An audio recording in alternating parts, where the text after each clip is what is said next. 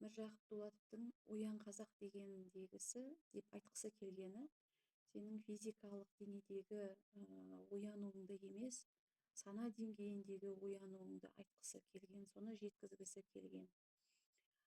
Және соны жеткізу салдарында, ояту салдарында жұмыс жасап, соңында өзі абақтыға түседі. Яғни абақтыда болса да рухын түсірмей, ертеңгі халық үшін, ертеңгі халықты, қазақтың көзі ашылу үшін көптеген материалдарды тастап кеткен. Енді ұйқыдағы адам мен ояу адамның айырмашылығы бүгінгі тақырыбымыз. Оянған адам және ұйқыдағы адам екеуі де жер бетінде өмір сүріп жатыр. Бірдей өмір сүріп жатыр. Бұған барлығы атсалысып жатыр. Регрессологтар да, психологтар да, психотерапевттер де, рухани ұстаздар да, суицид мамандары да, нумерологтар да, энергия бағытын жұмыс жасайтын кісілер де, чакрологтар да, кармамен жұмыс жасайтын кісілер де, және тектілік жағынан жұмыс жасайтын кісілер де, ататекпен жұмыс жасайтын кісілердің барлығы жан-жақтан адамдарды оятуға кірісіп жатыр. Бұл ғаламның берген бұйрығы. Ғалам, яғни Алла тағаланың өзінің дайындаған проводниктері, түсінікті тілмен айтатын болсақ, ұстаздарын әрқайсысына белгілі бір мөлшерде адамдар беріп,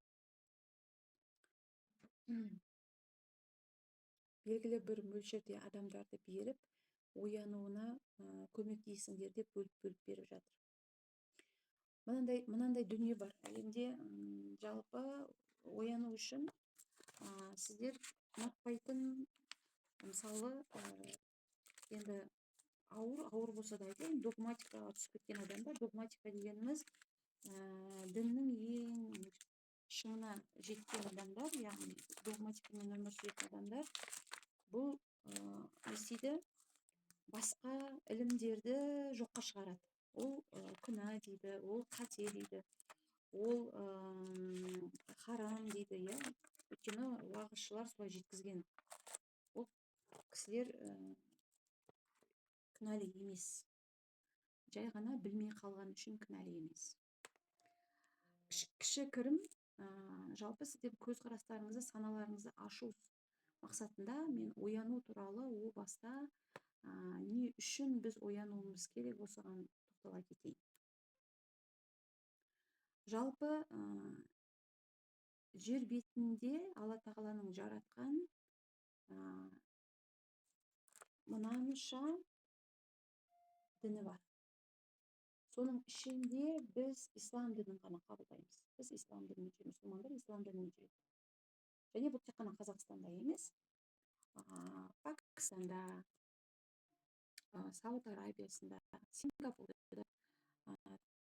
жаңағы ислам дінін ұстанатындар бар. Араб елдерінде, Африкада да ислам дінін ұстанатындар бар. Өзіміздің ТМД мемлекеттерінде ислам дінін ұстанатындар бар. Яғни Алла тағала тек қана жер бетінде ислам дінін жатқан жоқ. Осыны біліңіздер. Алла тағала мынанша діндер жаратты. Христиан бар, ішінде Будда бар, индуизм бар, яғни мынаның барлығы Алланың жаратқан діні. Жалпы дін дегенге келейікші, дін деген не өзі? Дін десе қазір қорқатын уақытқа келді адамдар. Қашатын уақытқа келді. Жалпы дін дегеніміз не? Дін дегеніміз адамзатқа пайғамбарлар арқылы жеткен Құдайдың дүние ақиретке қатысты ережелер мен заңдылықтар жинақтығы. Дін деген адамның тылсым күштерге қасиетті санаған нәрселерге, экзистенциялық трансцендентальды әлем деген бар, көзге көрінбейтін ментальды әлем. Сонымен байланыстыратын құбылыс, яғни формула десек те. Осылай жалғаса беруге болады. Жалпы дін ұғымы ғалымдар тарапынан жүздеген анықтамалар берілген, себебі анықтама деген ол ұғым толық ашуы, ол толық ашылуы тиіс. Яғни дүниедегі дін атаулының барлығын қамтылуы тиіс. Жалпы дін дегеніміз ол адамзатты тәрбиелеу, қандай да бір заңдылықтармен Алланың жаратқан қандай да бір заңдылықтармен жер бетінде жүру. Егер де дін орнатылмаса, онда адамдар табиғатқа зиян келтіріп, ағаштарды кесіп тастап, ағаштарды кесіп тастап, басқа да басқа зияндықтарын тигізіп, жануарларға тигізіп, бірін-бірін қырып, жойып, үлкенді сыйламай, кішіге құрмет көрсетпей, сондай соғыс болып кететін еді. Осы тепе-теңдікті ұстанып отыру үшін, тәртіпке әкелу үшін де, қайырлы күн баршаңызға, тәртіпке келу үшін де Алла Тағала жер бетіне бірнеше нені жаратты? Дінді жаратты. Соның ішінде біз қайсысын ұстанамыз? Соның ішінде ислам дінін ұстанамыз, яғни мұсылмандардың дінін ұстанамыз. Жалпы енді оянуға келейік. Не үшін? Ояну дінмен тікелей байланысты.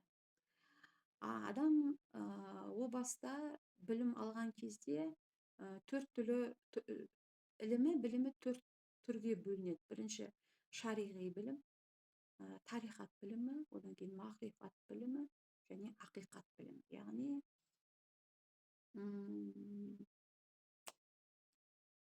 айтатын болсақ, сызба ретінде айтамын.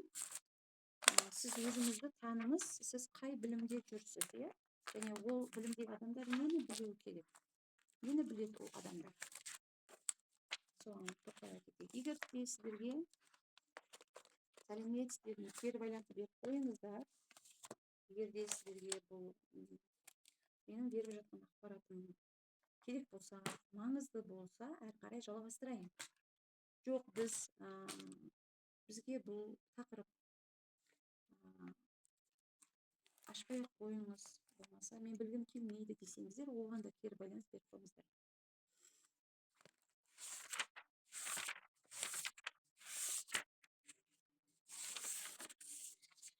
Сіздерден кері байланыс мен үшін маңызды.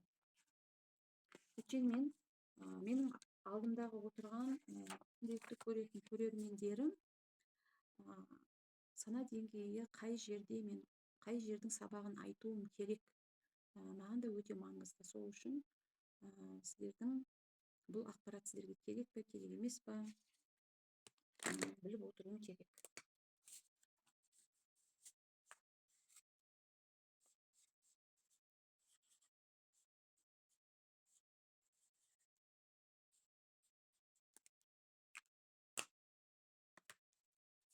Рухани білім керек дейді жадыраға баяғыдан керек.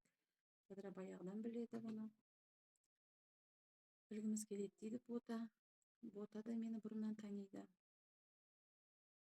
Тағы кім жаңадан кісілер бар ма?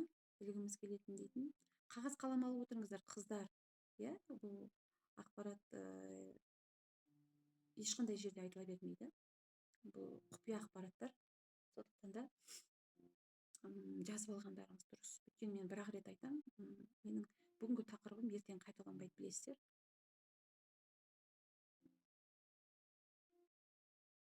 Мұқият болыңыздар, бері қараймыз бәріміз тақтаға. Мені білесіздер, тақтамен жұмыс жасайтынымды.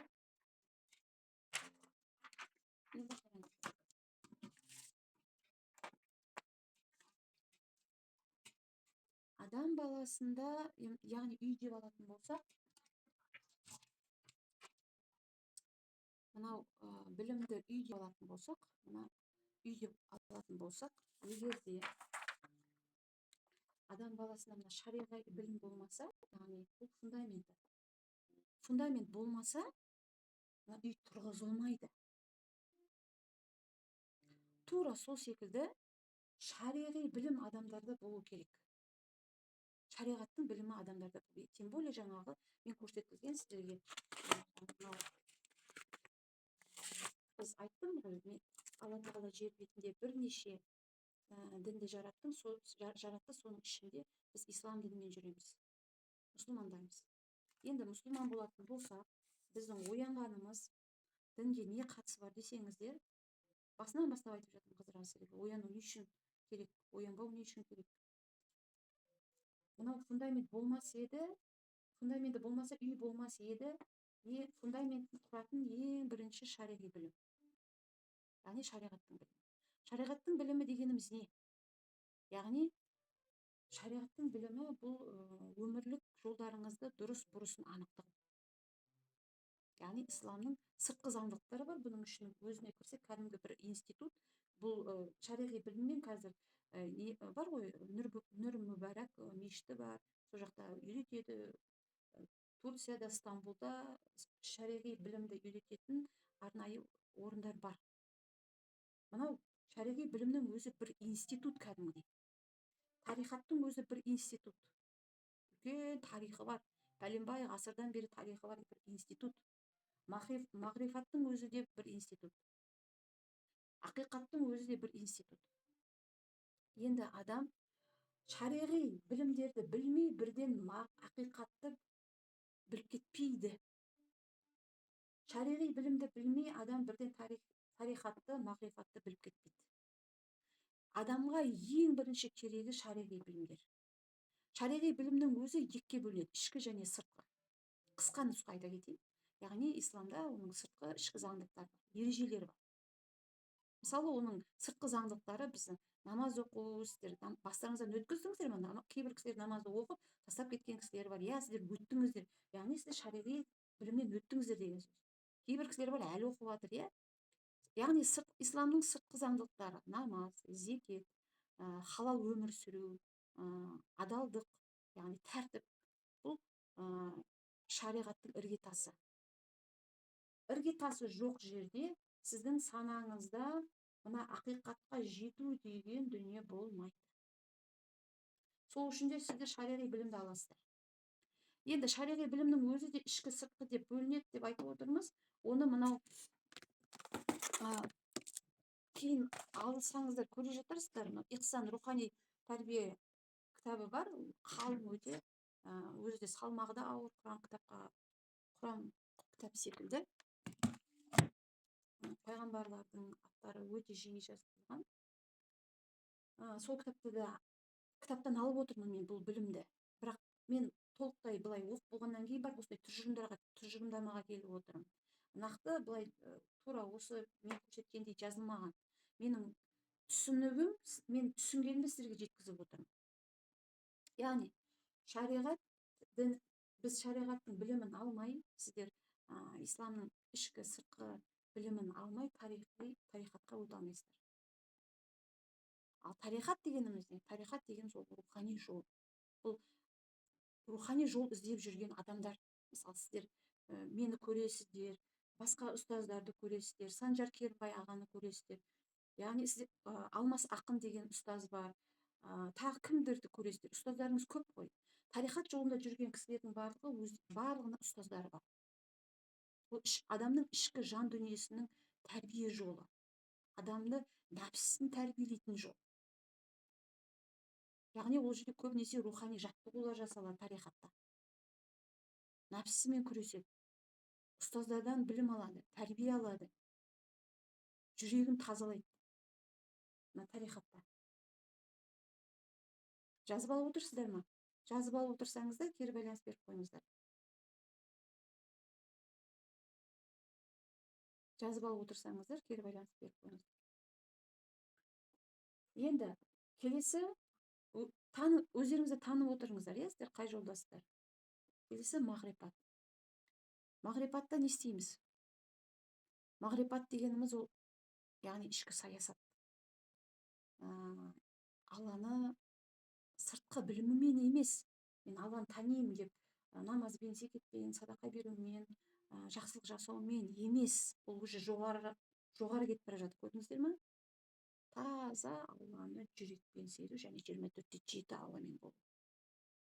Түсіну деңгейі, жүректің ашылу деңгейі, дүниенің шынайы мәнін көру деңгейі. Ақиқатқа жақындайтын жол, мағрипат дегеніміз. Ал енді ақиқат дегеніміз не? Ақиқат дегеніміз бүткіл осы Алла Тағала іші де сырты да Алла екенін түсіну, ұғыну. Бұл қазіргі сағаттар медитация жасайтын кісілер Алланы әлемнің іші де сырты да екенін көре алатын кісілер. 5 сағат медитация, 5 сағат отырады медитацияда. Ақиқаттағы кісілер медитацияда 5 сағат отырады. Бұрынғы әулие кісілер, әулие деңгейіндегі адамдар, фильмде бар, Юсуп пайғамбардың әкесі, ютубтан іздесеңіздер болады, ютубта тұрып тұр. Айзере, терезені жаба салшы. Юсуп пайғамбардың сериалы бар. Сол Юсуп пайғамбардың сериалын көрсеңіз, басынан бастап қарасаңыз, әкесі өзінің оңаша отыратын бір үңгірі болады. Мына күйбең тіршілік, күнделікті тіршіліктен оңаша отыратын өзінің бір орны бар, үңгір. Сол үңгірде жарты күнде отырады. 6 сағаттан 5 сағаттан отырады. Сол кезде жанындағы кісілер, тіпті балалары оған келіп, әкемізге бірдеңе айтайық деп жатқанда, сол Юсуп пайғамбардың әкесінің көмекшілері жақындатпайды. Ол Алламен байланыста, медитацияда. Медитация деген қазіргі тілмен айтылады ғой. Ол Алламен байланыста. Оған қазір оны оятпаңдар. Оған қазір жақындамаңдар деп айтады. Және ақиқатқа жеткен біздің әулиелердің ішінде Қожа Ахмет Яссауи атамыз. Ол кісі де Қылует мешітінде 1 күн, 2 күн деп, денесі осы жерде, денесі. Бірақ сана деңгейінде рухы, жаны Алламен ішінде де сыртында аралап сөйтіп жүрген. Және пайғамбарымыз сөйлеселем ақиқатқа жеткен. Ол кісіде миғражнама түнін қалай көрді десеңіздер, миғражнама түн дегеніміз 7 қат Алла жұмақты, 7 қат төменгі астралды әлем, тозақты көріп келген кісі. Ол да сол ақиқат деңгейіне жеткеннен кейін көріп отыр. Яғни денесі осы жерде қалады, бірақ сана деңгейінде ол Алланың құзырында. Біз енді көп адамдар діннен қашып, намаздан, зекетпен, болмаса садақамен Алланың исламның ішкі сыртқы дүниелерін білмей, бойынан өткізбей рухани білім алып жатқан болса, фундаменті жоқ, ертең тез құлап қалатын сана деңгейдегі адамдарға айналып кетеді. Сол үшін адам бойынан өткізіп көру керек. Намазды өткізіп көру керек, зекетті өткізіп көру керек, оразаны өткізіп көру керек, бойынан садақа беруді, 40 күн үзбей садақа беруді өткізіп көру керек. Жақсылық жасап көруді өткізіп көру керек. Яғни исламның ішкі сыртқы мәдениетін әбден толықтай білу керек. Бойынан өткізу керек. Содан кейін барып, адам шариғаттан кейін барып тарихатқа өтеді. Яғни ол ары қарай ұстаз іздей бастайды. Ертетін ары қарай ақиқатқа жеткізу үшін. Ұстазбен бір 6 ай болмаса 1 жыл біраз уақыт жүріп қалады. Жүру керек. Одан кейін барып мағрифатқа өтеді. Мағрифаттың білімін алғаннан кейін барып ақиқатқа жетеді. Ақиқатты таныдың деген сөз сенің сана деңгейін, әулие деңгейіне жетті деген сөз. Сенің рухың биіктеді деген сөз. Сен кемел адамға айналдың деген сөз. Қазір енді 21 ғасырда кім ақиқатқа жетті десеңдер, Садгуру жетті. Садгуру жетті және ақиқатқа кетіп бара жатқан бізде Қазақстанда ұстаздардан кім бар десеңіздер, мен айтар едім, былай сыртқы болжаммен Алмас Ақын деген ұстаз бар, және кетіп бара жатыр, жетіп қалдау Мақпал Қаратай. Осы ұстаздарды айталам, мен білетін. Енді ақиқат жолындағы жүрген адамдар айырмашылығы қандай? Адамдарды бөлмейді. Ұлтына, жынысына, дініне қарап бөлмейді. Бәріне адам рухы бар, жаны бар деп қарайды. Сен кәріссің ба, орыссың ба, өзбексің ба, қырғызсың ба деп бөлмейді. Және дінін де бөлмейді. Және бирөөнүн көз карасы боюнча эмес, өзүнүн жан каалоо, Алла Таала кандай миссия тапсырды, сол миссияны мен миссиямен келе жатырмын ғой міне деп табуу, таануу аркылуу өмүр сүрөт адам. Папасынын, мамасынын мамандык тооп берген мамандыгы боюнча эмес, болмаса бирөөлөрдөн уят болмасын,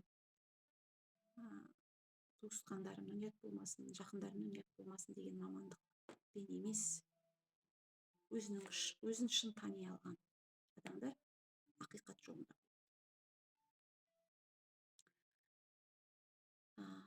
Акыйкат жолунда жер бетинде адамдар қазір пайызын көрсетемін сіздерге, мұқият болыңыздар. Қазір оянған адамдарға келеміз, олардың айырмашылығы қандай.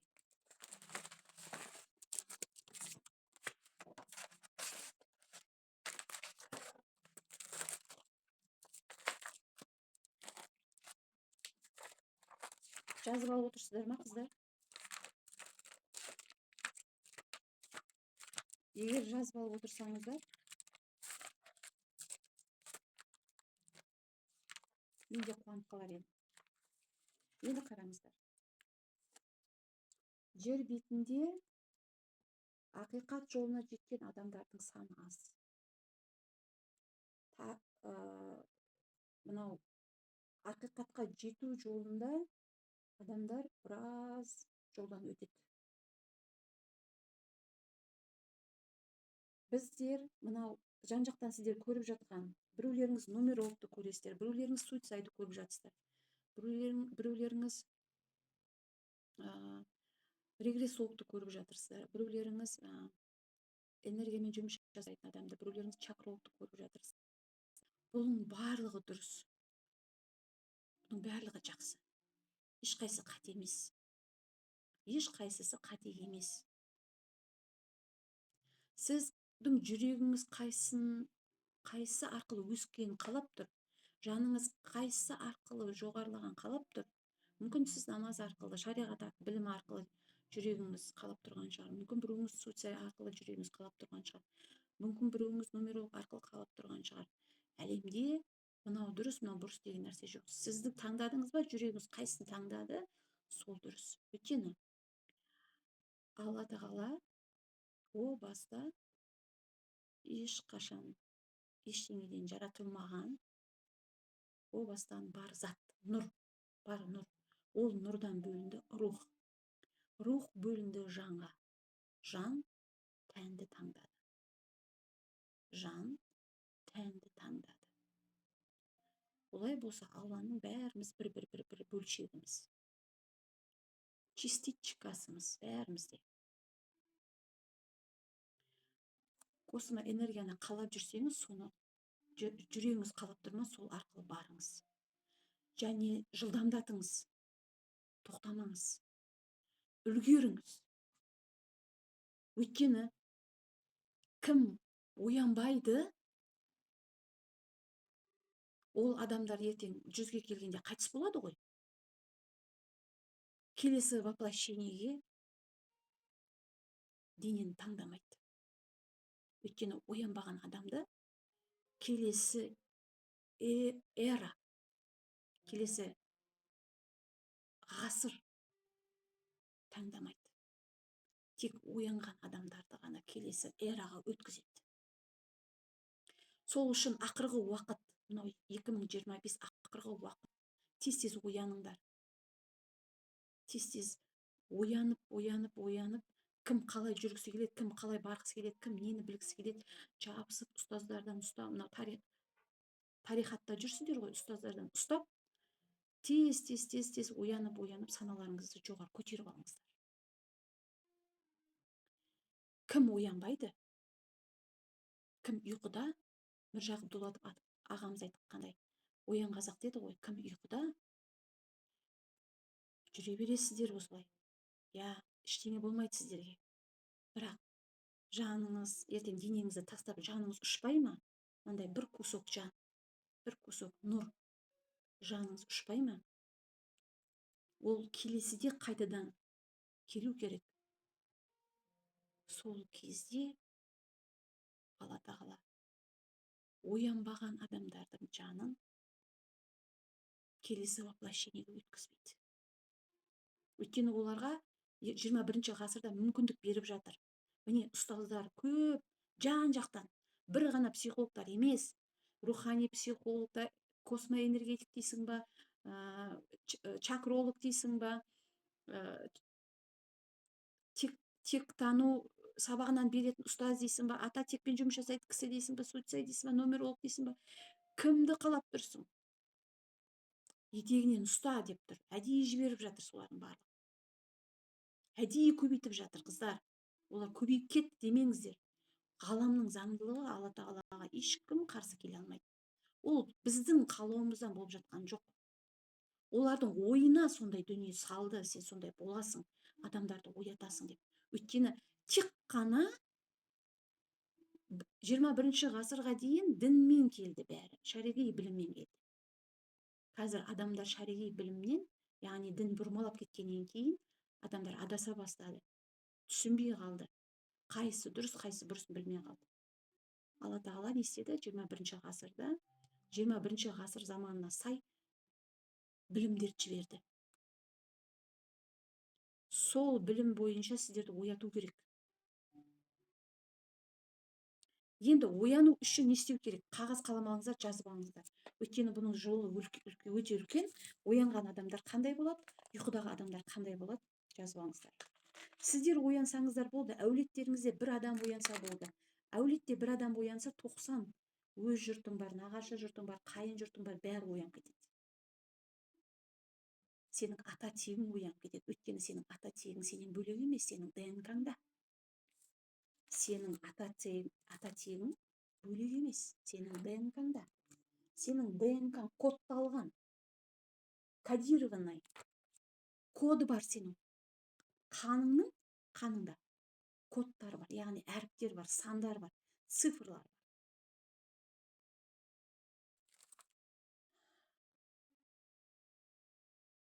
Мен сізге ДНК туралы көрсетейін ба? Көрсету керек болса, жазыңыз. Мен сізге ДНК-ның құрылымын және ол жерде қандай жұмыс жасайтынын көрсетемін. Егер керек емес болса, сабағымды ары қарай жалғастырамын. Біздің ДНК-мыз үнемі қозғалыста, жыбырлап тұрады қан. Біз денеден, теріден, ағзадан, жасушадан, клеткадан, клетка энергиядан, энергия субатомнан, субатом мындай энергиядан жасалады. Нейтроны бар, нейтроны бар, физикадан өттік қой. Айзере, планшетті берші маған. Қазір театр ағылшынша қыздар, мен қазір табуға тырысамын. Қазір сізге видеоларды көрсетемін. Оның үшін мен құттықтау болайын, оған дейін бір жағынан сөйлей берейін. Енді жазып алыңыздар. Оянған адамдар қандай болады?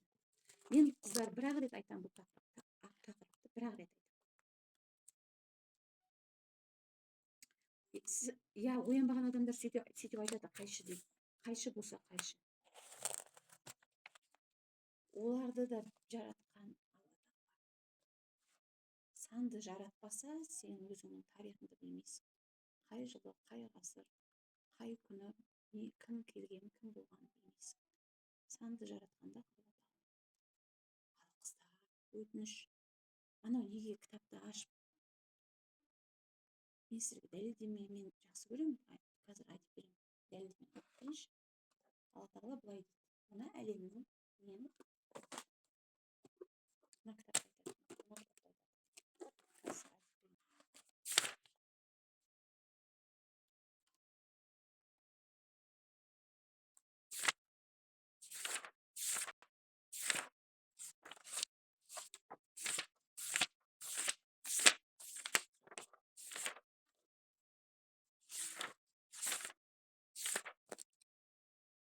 Айзере, планшет берші маған.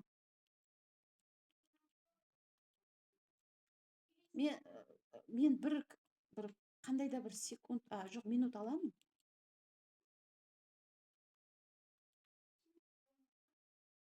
телевизорден болмайды. Былай мен көрсетемін ғой халыққа. Болмаса қара телефон қайда? Менің қара телефоным қайда? Сол жерден тауып беремін. Қазір Алла тағала туралы айтсаңызшы. Алла қалай сендерді? Кәне.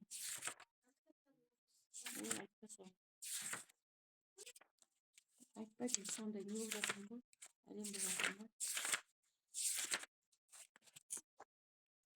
Қазір мен Бог внутри нас деген ба? Қандай еді ол?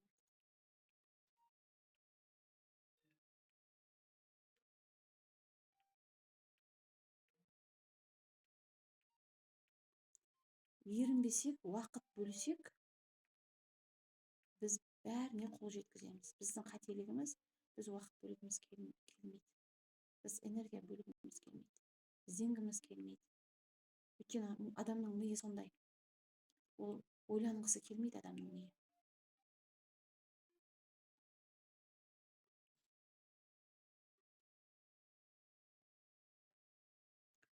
Тайное создание бола ма? Қандай еді? Тайное создание бола ма? Айзере, қара телефон тауып берші, пожалуйста.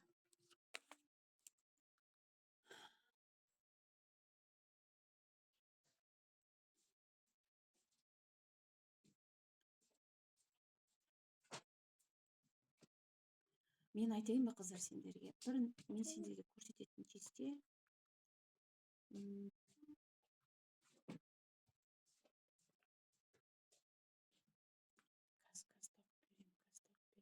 Қайда? Қазір шок боласыңдар ғой. Мен өзім көргенде шок болған. Иисустың айтқан мен мынаны қыздарыма көрсетемін обязательно. Қыздарыма көрсетемін мынаны мен. Қыздар мынаны білу керек, көру керек.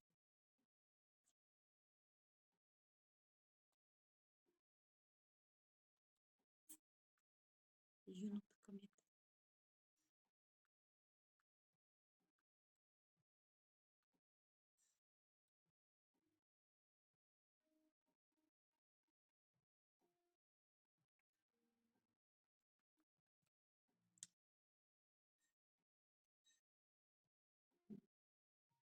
Иә, сандар болмаса, біз ештеңе білмейтін едік. Іші де, сырты да Алла тағала. Іші де, сырты да Алла тағала. Қазір Алла тағала өзі айтады мына кітапта.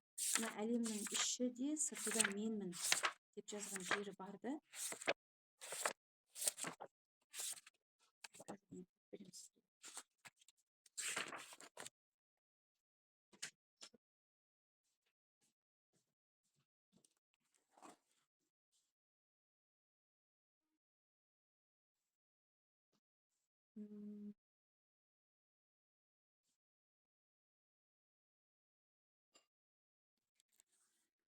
О бастан нұрдың бастауы, о бастан нұр.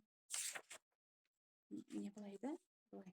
Нұр дегеніміз енді қарасаңдар, о бастан нұрдың бастауы дейтін кітапта өзі жазылады. О бастан нұрдың бастауы. Жалпы қарап отырсаңыздар, нұр дегеніміз логикаға салып қарасаңыздар, ол шуақ, ол энергия. Қазір космоэнергетиканы арқылы барып жүрген қыздар, күмәнданып жүрген қыздар жоқ. Космоэнергетика зиян ба деп жүргендеріңіз жоқ, зиян емес. Это есть Бог. Түсінесіздер ме? Это есть Бог. Нұр дегеніміз нұрдың бастауы, яғни о баста нұр жаратылған.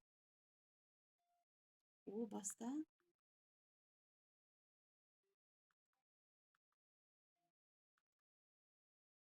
баста нұр болған, жаратылыс.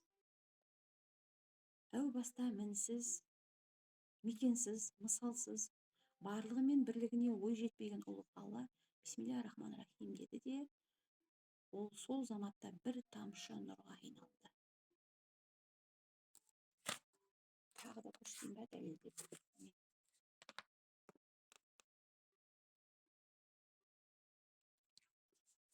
Яғни Алла тағала это и есть энергия. Сол нұрдан бөлініп бөліп рух жасады. Сансыз рухтан бөлініп жан шықты. Сандаған рух, сансыз, шегі жоқ сансыз рухтар тән таңдады. Получается, сен де, мен де түбі бірміз. Частичка, біз бірміз. Бәріміздің жанымызды біріктіргенде, бәріміздің жанымыз біріккенде, рухқа біріккен кезде, рухқа біріккеннен кейін бар, барлығы келіп бір Алланы жаратады. Беседа с Богом кітабында былай дейді Алла Тағала: мен адамдар арқылы я проявляю себя. Мен адамдар арқылы мына эволюцияны дамытып жатыр. Ғасырдан ғасырға адамдар арқылы мен кетіп бара жатыр. Мен әлемнің іші де, сырты да, анау сіздер зерттеп жүрген ғаламда, космоста, галактикада, адамның іші де, жапырақтың структурасы да, топырақтың құнарлығы да, жеміс жидектің ішіндегі суына дейін, жәндіктерге дейін, жануарларға дейін, это есть я дейді. Беседа с Богом кітабында анық жазады: қайда қарасаң да, мен сол жердемін дейді. Сен қай жерде сен жапыраққа қарасаң, мен сол жердемін. Сен қызыңа қарап сөйлесең, мен сол қызыңның ішіндемін. Сен медитацияға өзіңмен өзіңе кіріп кеткен кезде, мен сенмен біргемін. Сен намазда мен Алламен біргемін деп отырғанда, мен сол жердемін дейді. Сен анаңа қарап сөйлегенде, анашым, жаным деп махаббатыңды бергенде, сен мені жақсы көріп жатырсың. Сен балаңа алтыным, ботақаным деп жақсы көріп жатқанда, сен мені жақсы көріп жатырсың. Сен ол оңбаған, жауыз, әділетсіз, қызғаншақ, ақымақ деп жек көргенде, сен мені жек көріп жатырсың. Сенің ішіңде екі қасқыр бар, яғни инь-ян. Мәселе сонда, сен қайсына көбірек назар аударасың, қайсына көбірек салмақ саласың, мен сонда.